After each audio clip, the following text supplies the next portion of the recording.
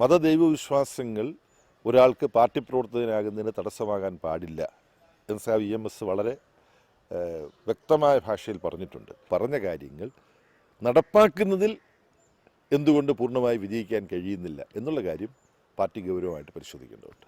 ഇത് പാർട്ടിയിൽ എല്ലാ തലങ്ങളിലും ചർച്ച ചെയ്ത് ഇത് സംബന്ധിച്ച് പാർട്ടിക്ക് കൂട്ടായ ഒരു പൊതുബോധം ഉണ്ടാക്കിയെടുക്കേണ്ടതുണ്ട്.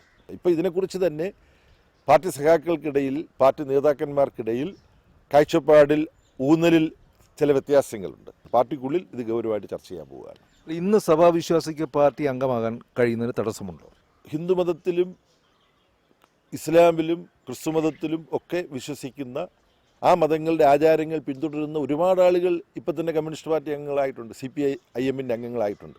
എന്നാലും ചില സ്ഥലത്ത് ഇങ്ങനെല്ലാമുള്ള വിശ്വാസങ്ങൾ കമ്മ്യൂണിസ്റ്റ് പാർട്ടി ചേരുന്നതിന് തടസ്സമാണ് എന്ന് വിശ്വാസികൾ പലരും ധരിച്ചു വെച്ചിട്ടുണ്ട്.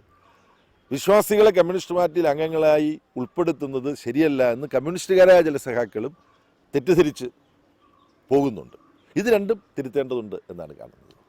കമ്മ്യൂണിസ്റ്റുകാരെ ഒറ്റപ്പെടുത്താനും തോൽപ്പിക്കാനും സഭയുടെ സ്വാധീനത്തിൽ നിന്ന് വിശ്വാസികളെ മാറ്റിയെടുക്കാൻ കമ്മ്യൂണിസ്റ്റുകാർ നടത്തിയ പരിശ്രമങ്ങൾ ഭാഗികമായി മാത്രമേ ലക്ഷ്യം കാണുകയുണ്ടായുള്ളൂ എന്നത് ഇന്ന് ഇരുവിഭാഗവും തിരിച്ചറിയുന്നുണ്ട്. ഈ തിരിച്ചറിവിലേക്കുള്ള വഴിയിലാണ് MA ബേബി.